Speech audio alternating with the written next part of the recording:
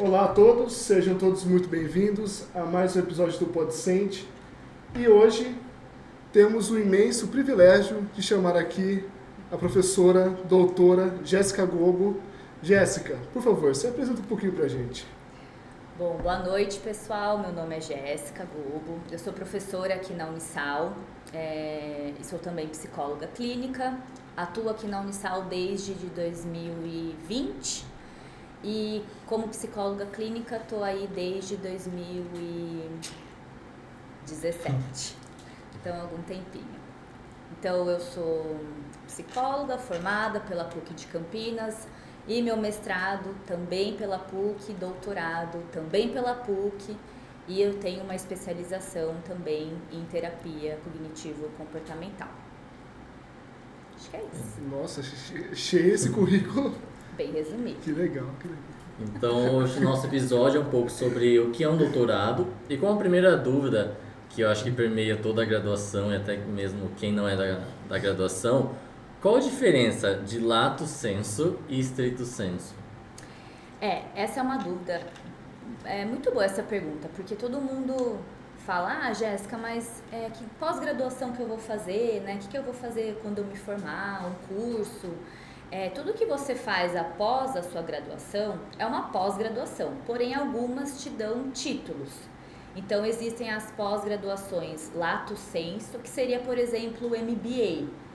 Então elas são mais voltadas ao mercado de trabalho mesmo, né?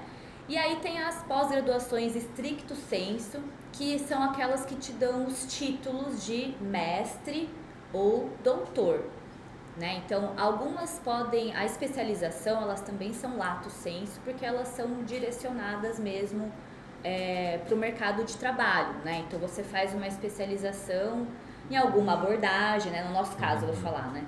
Alguma especialização em alguma abordagem para você atender no seu consultório, você pode fazer uma especialização, não sei, né? Sobre gestão em pessoas, e aí tem inúmeras, psicopatologia, tem diversas. E aí o mestrado e o doutorado são aquelas que te dão, então, os títulos, né? Por que é importante o título? Já vou entrar em outra, não sei se é uma dúvida. Mas, por que é importante ter um título de mestre ou doutor? É importante se você, basicamente, né, principalmente se você quer seguir uma carreira acadêmica, né? Então, é difícil você ver um psicólogo que é formado e foi somente para a área clínica fazer um mestrado ou um doutorado. É mais raro, mas existe, né? Sim. Então, basicamente a diferença é essa. E nessa ideia, então, do mestrado, doutorado, que eu acho um pouco a intenção de falar do seu doutorado, o que é o doutorado em si? Porque muita gente vê o mestrado, a pessoa acaba de sair da graduação, então ela vai, às vezes ela faz uma pesquisa sobre alguma coisa que já existe, ou uma análise de alguma coisa, ou a criação de uma escala, principalmente na área da psicologia, mas o doutorado em si, muita gente fala que é defender uma coisa que nunca foi pesquisada, que não existe. É realmente assim, ou é uma das áreas que dá para fazer?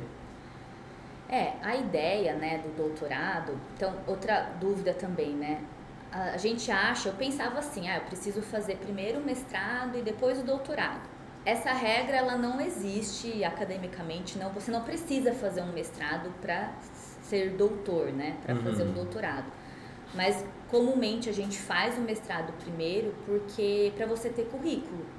Então, você vai prestar lá, né, toda a parte da prova para você entrar no programa de pós-graduação de mestrado ou doutorado. Você basicamente precisa ter um currículo de apresentação de trabalhos, de publicações, que vai te ajudar a ter uma bolsa, né? Porque a ideia quando você faz um mestrado ou doutorado é você ter uma ajuda, um custeio financeiro, né, da CAPES, enfim, que vai ali te dar essa bolsa para você fazer um mestrado ou doutorado. A bolsa do mestrado é menor, né, do doutorado é maior, mas a ideia do doutorado, como são 4 anos, é justamente você pesquisar algo que é inédito. Não que nunca, não é essa a ideia, né? Nunca ninguém fez, né? Sim. Nossa, é inédito, Sim. ninguém nunca pesquisou. Não, porque senão você não vai fazer nada também, né? Mas é inédito no sentido de ser uma temática diferencial e de você contribuir com o resultado da sua pesquisa para alguma coisa, né? Porque o mestrado, eles são 2 anos. Então, a ideia, parece que é muito tempo, mas é pouco tempo, né? Então, a ideia não é você fazer algo assim maioral, né? Nossa, eu quero revolucionar a matemática, porque você não vai ter pé e nem tempo. A ideia do mestrado é você aprofundar sobre matemática de curiosidade, né? E talvez para um doutorado você talvez continuar, né? Então, ou você fazer realmente esse algo inovador, né? Algo que você tenha esse tempo aí, porque são 4 anos, que você consiga desenvolver. Mas a ideia é um pouco essa, que você consiga de fato contribuir com algo novo na teoria da psicologia. Ou você contribuir com uma nova teoria, ou você refutar uma teoria já existente, né? Então vamos supor que na literatura fala-se que, vou dar um exemplo da minha tese, que você ter sentido na vida, isso teria maior probabilidade de você desenvolver menos índices psicopatológicos, como depressão, ansiedade e estresse. Isso fala lá na literatura. Mas será que isso se aplica? Então você pega uma hipótese que existe na literatura e a ideia do doutorado é: eu vou testar isso. Será que isso de fato ocorre? Ou os autores pegaram, né, várias ideias de vários autores e eles postularam lá que acontece. E às vezes foi uma pesquisa com poucas pessoas, né? Tem vários métodos de pesquisa. E, enfim, então a ideia do doutorado é você fazer esse esquema, né? Por isso que demora bastante. Às vezes a gente chega num resultado que a gente estava esperando e às vezes não, né? É frustrante para o pesquisador? Muito. Mas é um resultado, para saúde mental, para tudo, né? É claro que o pesquisador fala: tá, eu tenho essa ideia, eu quero provar que ela acontece, mas pode ser que ela não aconteça, né? É frustrante? Mas é um resultado também. É válido, né? É válido. Sim, e isso na psicologia é muito importante, né? A gente fala que, olha, isso aqui não tem nada a ver, não. Estão falando por aí e tá tudo bem, também, né? Porque a psicologia, a gente esquece que... Lembram lá da disciplina História da Psicologia? Maravilhosa, né? Claro, Lembra que a gente saiu da filosofia e a gente foi para a ciência? Por que teve esse movimento? Né? Porque a ciência, ela quer explicar o que é postulado. A filosofia postula, né? Ela traz lá as ideias. Tá, mas isso de fato acontece? É por isso que se faz pesquisas, né? Para eu tentar mostrar essas ideias de fato ocorrem ou não, né? Entrando então, acho que no seu doutorado, eu vou ler o título porque é extenso, mas o projeto da professora doutora Jéssica é Processo de Adaptação de uma Intervenção Psicológica para a Promoção do Sentido de Vida na Vida de Adultos Emergentes. Bom, esse projeto, quando ele foi defendido? Quando ele foi defendido? 2022. É isso? É isso. Eu até esqueci. Tanta coisa que acontece de lá pra cá. Não, e foi bem na pandemia o meu projeto, assim. Foi bem frustrante a minha caminhada. Nossa, eu imagino, porque se para pesquisa já é uma coisa difícil, imagina fazer pesquisas em EAD. Né? Não sei muito como foi o processo, né? Mas... E no projeto teve intervenção, né, com alguns participantes, então... Sim, porque aí... Então, aí só para contextualizar, né? No meu mestrado, eu queria desenvolver algum instrumento, né, de avaliação psicológica, eu queria desenvolver uma escala. E aí a minha orientadora trabalhava com a temática projetos de vida. E aí ela sugeriu pra gente montar uma escala, então, para avaliar projetos de vida em adolescentes. Algo que também não existia na literatura. E muitos psicólogos, até que atuam na clínica com adolescentes, vários falavam: a gente queria um instrumento mais objetivo pra gente avaliar os projetos de vida, né, desses adolescentes a longo prazo. E aí a gente desenvolveu essa escala. E aí, no doutorado, eu falei para ela que eu queria fazer uma intervenção, que eu queria fazer algo prático, né, para entender ali o que acontecia, né. E aí a gente chegou nessa temática de sentido na vida, porque um pesquisador lá da Universidade de Colômbia, entrou em contato que ele queria fazer um projeto multicêntrico. Então a ideia dele, né, ele chama Michael Steger, era comparar esses resultados de vários países, né? Então teria Estados Unidos, Brasil, né, e alguns outros. Justamente também para a gente entender a dinâmica, né, dos adultos emergentes. A ideia também era abranger a idade, né, para adultos emergentes e não só adolescentes, para entender as diferenças, principalmente também culturais, né, para ver se existe a diferença no impacto, então, do projeto de vida e do sentido da vida. Então a ideia era ser esse projeto multicêntrico, mas também não deu certo por conta da pandemia, né? Mas eu esqueci a pergunta. A Melina entrou em duas, mas a ideia do doutorado... Eu falo muito, então sim, vocês têm que me eu guiar, acho que foi tá? legal da onde surgiu essa ideia de doutorado.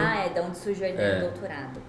Então, aí surgiu basicamente do meu mestrado de querer fazer algo mais prático, né? Porque a construção da escala foi prática, eu fui a campo, né? Eu fiz várias dinâmicas com os adolescentes para a gente construir as frases da escala, mas não foi algo para avaliar ou refutar uma hipótese, né? Igual eu dei a explicação. Então, no doutorado eu quis fazer isso, aí teve esse pesquisador que entrou em contato, então tudo meio que casou ali e ele já tinha uma intervenção pronta para desenvolver sentido da vida. Só que ela estava inteira em inglês, né? Então a gente teve que fazer toda a tradução e adaptação, então também teve essa parte no meu doutorado que foi bem extensa, né, e trabalhosa, mas basicamente a ideia veio daí. Dessa parte de querer trabalhar com algo empírico para refutar ou corroborar com uma ideia. Com esse público-alvo, adultos emergentes, como você define adultos emergentes? Porque eu achei um conceito que até na psicologia mesmo, na graduação, a gente não ouve tanto ainda. Sim, ele é recente, ele é de um pesquisador que chama Arnett, e a ideia surgiu justamente pelo modus operandi de vida que se deu, né, da maioria dos adolescentes, e aí a gente está falando também de adolescentes de classes privilegiadas, né? Então são aqueles adolescentes que passam mais tempo estudando, morando com os pais. Então hoje os adolescentes, né, as pessoas fazem 18 anos e elas continuam na casa dos pais, estudando, né, fazendo uma faculdade, às vezes tendo um trabalho em paralelo, né, mas elas não são ainda independentes financeiramente.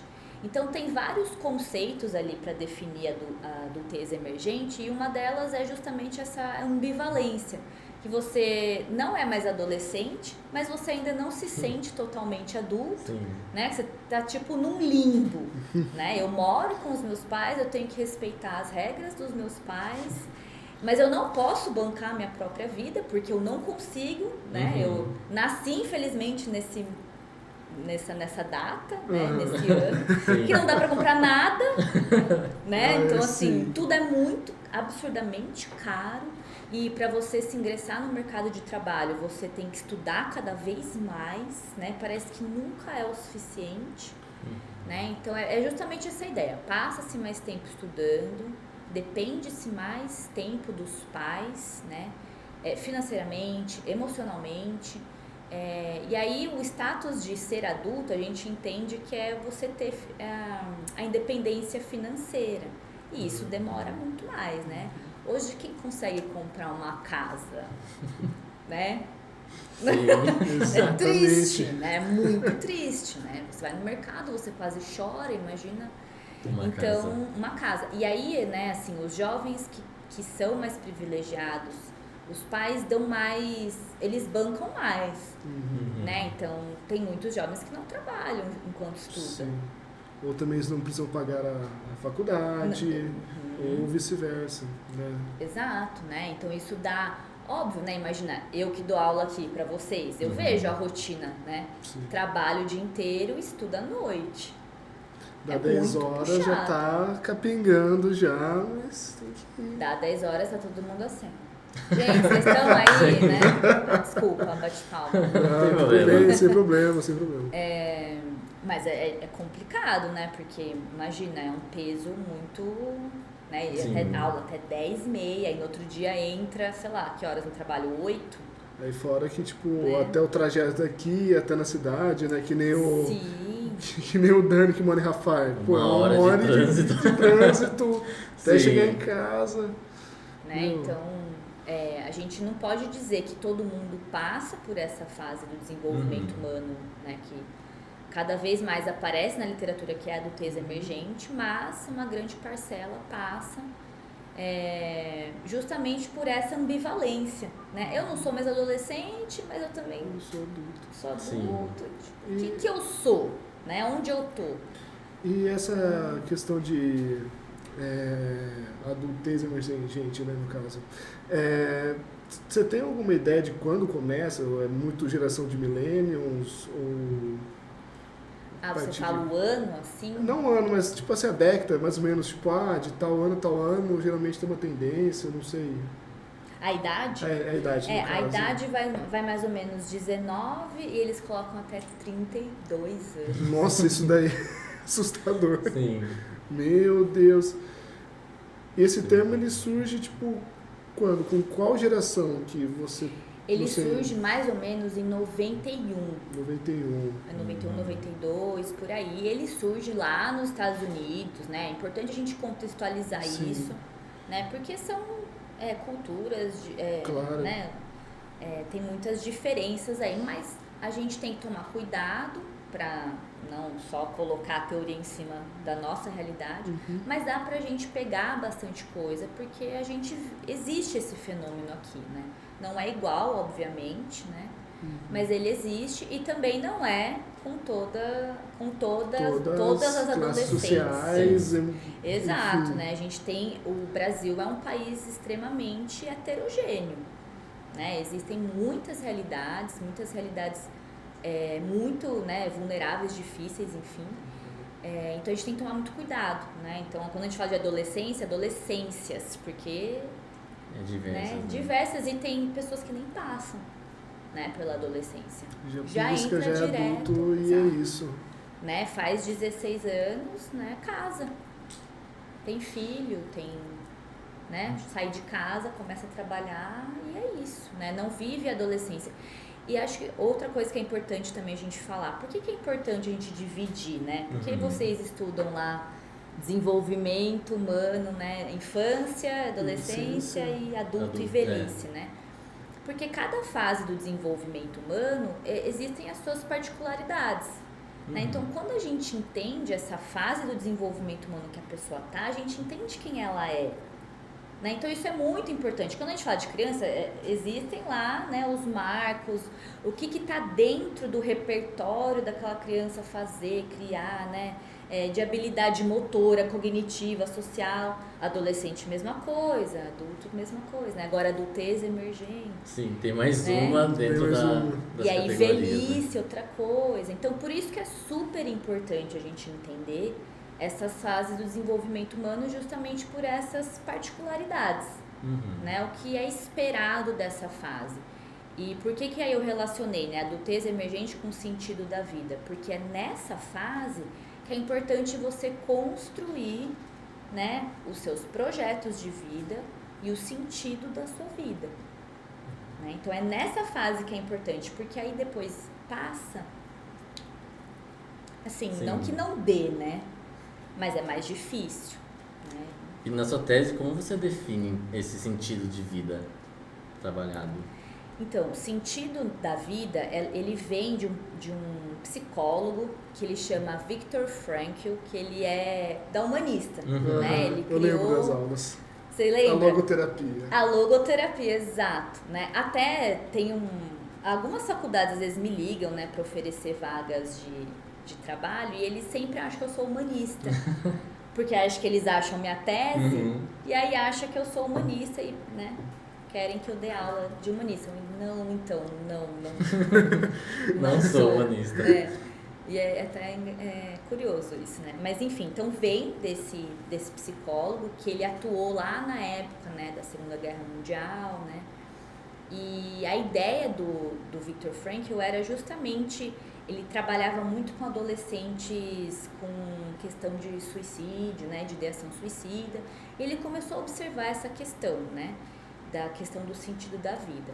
Mas existem muitas definições, mas basicamente eles vão dizer que ter um sentido da vida é você desenvolver propósitos e aspirações. Então, que isso é saudável para o ser humano, né? Você aspirar ser algo, alguém, construir alguma coisa, né? Ser alguém. E objetivos, né? O que eu quero da minha vida? Então, isso linka com o projeto de vida, porque a gente precisa construir projetos nas diversas dimensões, né, que a gente tem. Então, seja ela a sua de estudo, acadêmica, né? Seja espiritualmente falando, seja nos seus relacionamentos, né? Familiares e por aí vai. E aí todos esses projetos, eles precisam linkar, né? Dando um sentido para a tua vida, né? Então isso também precisa linkar com quem você é, os seus valores, as suas virtudes, né? Então até hoje as pesquisas da terceira onda das terapias contextuais, né? Da terapia cognitivo-comportamental, vai dizer que um pilar super importante para o paciente melhorar terapeuticamente é ele construir o sentido da vida, né? Super interessante, assim. Mas a definição, não sei se deu para entender. Sim. Deu sim, deu super. Até a próxima pergunta era, como a psicologia auxilia nesse sentido da vida? Então, é isso. Sim. Exato, é assim, a psicologia, eu acho que cada vez mais ela está se abrindo, né, assim, para esses pilares, para o paciente de fato ter uma melhora clínica significativa, da gente linkar todos os pilares da vida, né, então relacionamento, espiritualidade, trabalho, estudo, então da gente conseguir fazer esse link. Porque hoje a gente é muito multitask, né? Multi-coisas, né? Multifuncional, a gente tá fazendo muita coisa, né? O mundo tá assim, né? Acelerado. Então, parece que é essa coisa assim. Então, olha, se você não tá fazendo muita coisa, tem alguma coisa de errado com você, né? Parece que o mundo cola isso, e para as pessoas que são mais devagar, né? Assim, por esse funcionamento, elas automaticamente acham que tem algo de errado com elas, e não é, né? Com o mundo mesmo, né? Mas o sentido da vida, ele auxilia nisso mesmo, na questão de você conseguir ser cada vez, talvez, mais saudável. Será que isso é possível? Sim. Né? De você ter isso com você mesmo. Quanto mais você se conecta com isso, de você lembrar, né, o sentido que você dá para sua vida, suas aspirações, seus valores, e isso parece, né, então isso também na minha tese eu mostro ali, quanto mais a gente desenvolve isso, a gente consegue reduzir índices psicopatológicos, como depressão, ansiedade e estresse, né? Eu conectei com esses, mas provavelmente tem outros, né? Então isso é muito legal. Usando até a escala das 21, né? Foi uma vez que você ensinou na sala pra gente. Sim. Então a gente poderia considerar que essa não seria uma transição, mas essa relação de adolescência, depois para adulto emergente, para depois adulto, tem muita influência nessas questões de estresse, ansiedade, depressão, e que esse sentido de vida poderia ser uma forma de auxílio. Sim, porque tem várias pesquisas também que vão dizer que essa faixa etária, que é a faixa etária, né, assim, não que todo mundo tá nessa faixa etária na faculdade, mas é uma grande maioria, né, que vai aí mais ou menos dos 19 até os seus 28, 30 anos, eles colocam, que é a faixa etária que tem maior incidência de transtornos mentais. Referente muito ao estresse que você passa... Sim. Na faculdade. Entrei cabeludo, tô sendo careca, doideira. Sim. Exato. E é justamente por essa fase do desenvolvimento humano também que é muito confusa, né? Que a gente tá naquela pira, né? Nossa, o que eu vou fazer? Certeza, Como que eu vou né? ganhar dinheiro? Como que eu vou usar tudo isso que estão me ensinando aqui na prática?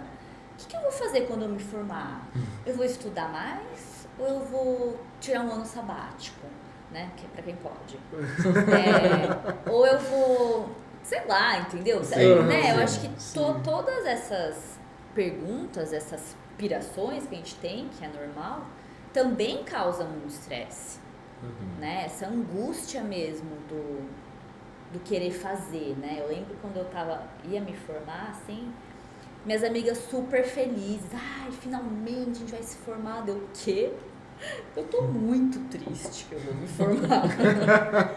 Sim. Daí elas, por quê? Eu falei, quê? Puta vida boa que a gente tem, entendeu? Porque eu era uma grande privilegiada, entendeu? Eu ia na faculdade, que era integral, minha aula era das 8 às 4 da tarde. E depois eu ia pra casa estudar, entendeu? Eu ia fazer o estágio, eu ia fazer, né, alguma coisa.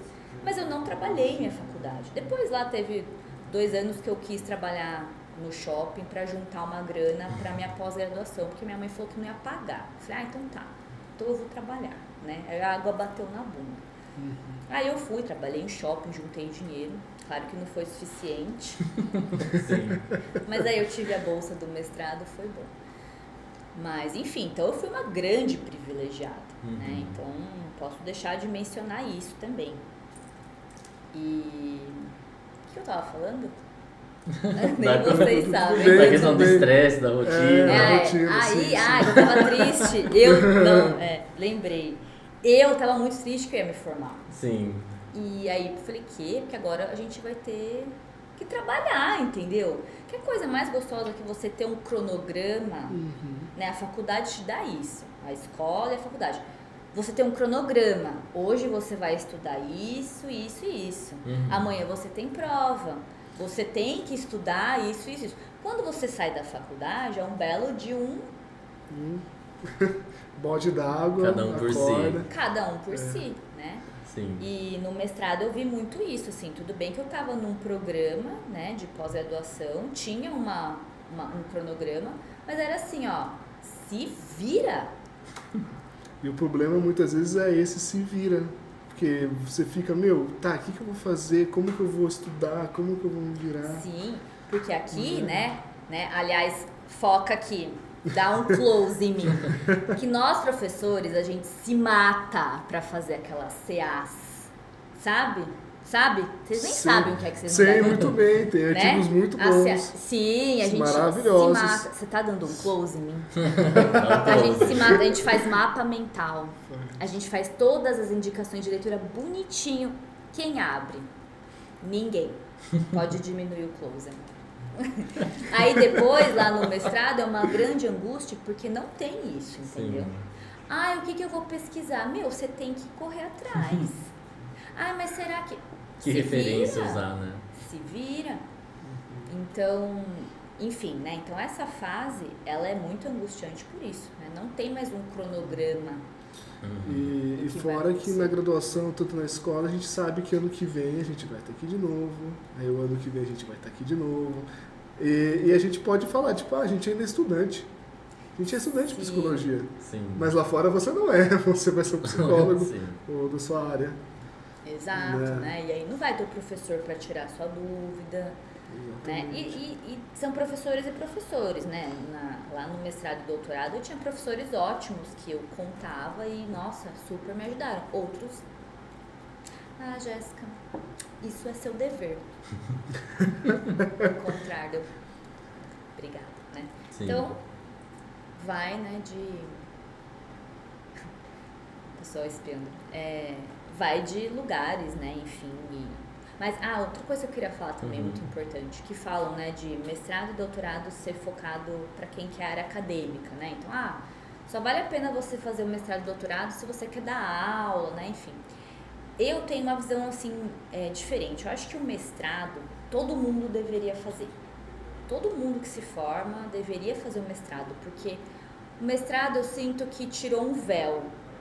Sabe, eu realmente vi o que é a psicologia, o estudo, a parte da pesquisa, sabe?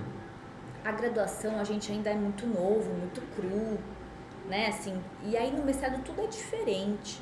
Talvez também por essa liberdade, por dar mais autonomia, né, você tem que se virar, porque você tem que cumprir, né, uma vez que você tem a bolsa, se você não cumpre, você tem que devolver o dinheiro, entendeu? Então você tem uma responsabilidade maior. Então o mestrado, assim, eu sinto que tirou esse véu, né? Eu acho que todo mundo deveria fazer o mestrado. O doutorado aí não. Aí o doutorado, acho que, realmente eu quero seguir carreira acadêmica, aí sim vale a pena um doutorado, né?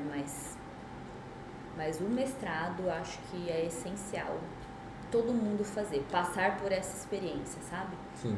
De entender o que é de fato a pesquisa, como faz uma pesquisa, as diferenças de quanti-quali, misto, né? Do que de fato categoriza uma pesquisa como sendo boa, né? Eu posso ler esse artigo e esse resultado aqui de fato é bom, entende?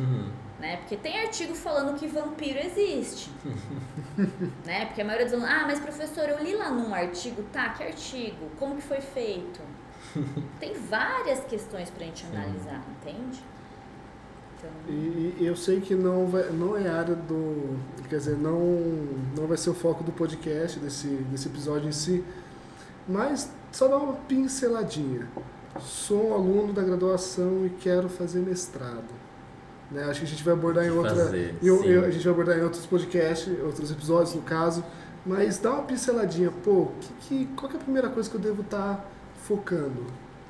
Eu acho que a primeira coisa é ter uma iniciação científica, né? Então já na graduação ter iniciação científica, tentar em algum congresso, né? Tentar fazer currículo, porque isso vai ser importante para você pleitear a bolsa. Qual currículo? Currículo Lattes. Muito bem frisado. Né? Então, todo mundo que que quer seguir essa área acadêmica, enfim, de pesquisa, precisa ter um currículo Lattes. Então, digita aí no Google, currículo Lattes. Vai aparecer lá um link do CNPq, você clica lá e dá para você ver o que é. Você pode se cadastrar gratuitamente. E lá você vai colocando tudo o que você faz, né? Desde a graduação aí para sempre, né? Então, hoje mesmo a Márcia mandou um comunicado que a gente tinha que atualizar o nosso Lattes, né? Então precisa estar sempre atualizado, porque é a partir de lá, por exemplo, que o MEC sabe, né, os professores que estão dentro das universidades, se eles estão atualizados, né? Tem toda essa avaliação. Então, primeira coisa é ter uma iniciação, depois procurar, né, fazer alguma apresentação de trabalho em algum congresso, né? Então tem sempre algum professor que está disposto a ajudar a fazer, enfim. Depois, achar um programa que de fato você se conecte, né? Lá na PUC Campinas, por exemplo, um programa bom, né? Então você pode pesquisar no Google mesmo a faculdade, como aquele programa é avaliado pela CAPES e quais são as linhas de pesquisa. Né? Então, na PUC tem a avaliação psicológica, tem os grupos de psicanálise, tem os grupos, o meu, né, que é saúde mental e desenvolvimento da criança e do adolescente. Então, aí você mais ou menos vai entender, né, os grupos, os orientadores. Aí você vai achar alguém minimamente que você, né, converse, bata as ideias e ir atrás desse cara, entendeu? Para você começar a frequentar o grupo, para você entender como é o grupo. Porque aí uma vez que você tá ali próximo, você já vai entender sobre a prova, né? Conversar com os colegas, porque tem as provas, né, para você entrar. Então normalmente é uma prova de conhecimento geral e uma prova de inglês. Né? Então é obrigatório essas duas, inglês e conhecimentos gerais. Então, bem pincelado. Então, galera, vamos correr atrás de iniciação científica, publicação de artigos. Se vocês querem escutar um episódio muito legal, é o do Dani. Que foi lançado hoje, dia 30 de setembro. Tá lá.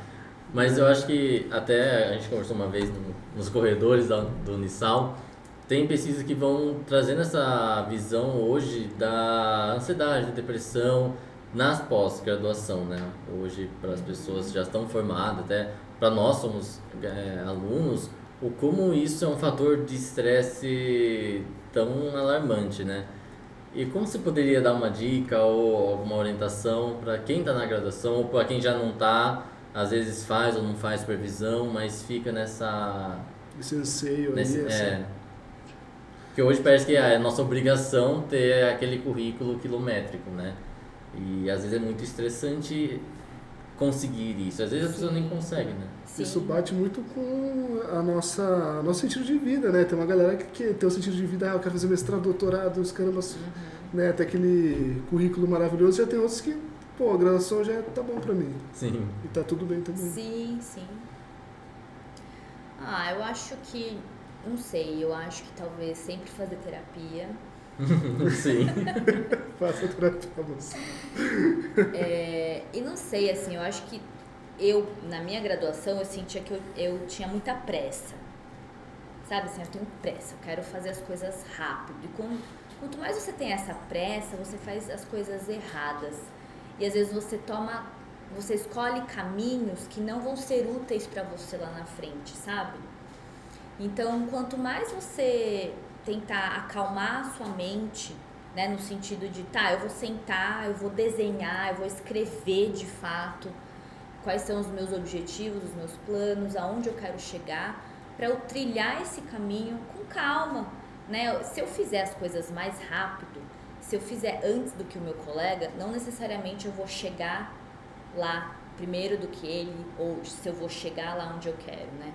Então, quanto mais a gente consegue fazer isso, eu acho que a gente consegue desenhar uma jornada mais leve, por mais que vai ser estressante, né? Eu acho que não tem como não ser, mas eu acho que esse peso quem dá é um pouco a gente também, né? O mundo aí, a sociedade, enfim, tá tudo muito mais difícil, né? A pressão, eu acho que tem a questão financeira também, que pega muito, mas eu acho que é uma solução, assim, né? Então, Sim. estar amparado terapeuticamente e conseguir minimamente fazer esses exercícios, né, que são úteis, né? Então, Jéssica, eu sou uma pessoa muito afobada, eu sou apressada, eu sou estressada, eu sou ansiosa, eu sou expansiva, eu sou essa pessoa, a minha personalidade. E aí, né, quando eu ganhei o Pedro, enfim, tudo, assim, foi bem difícil pra mim, porque eu não fazia mais as coisas no meu tempo. Eu não controlo mais meu tempo, quem controla é o Pedro. E pra mim, isso no momento da minha vida foi muito difícil, né? Porque eu queria estudar, eu queria fazer minhas coisas, mas eu não conseguia, né? Tá? E Jéssica, minha filha, você tem um filho, querida, se acalma, né? Tá tudo bem, é por um período de tempo. Então eu acordo todos os dias e faço tipo um mantra, sabe assim? Tipo assim, você tá com pressa do quê? Né? O que vai acontecer se você não fizer isso hoje?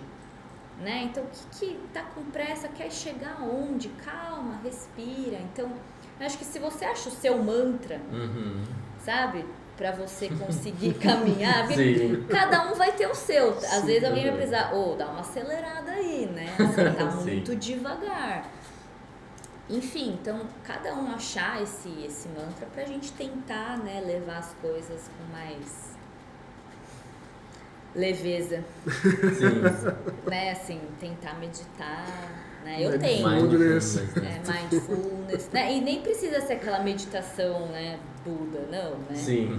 Mindfulness você pode fazer, né, de olho aberto, tomando um café, mas é aquele momento de se conectar, né, com você mesmo. Porque a gente não faz isso ao longo do dia, é tudo tão regradinho, tem hora pra tudo, faz isso, aquilo.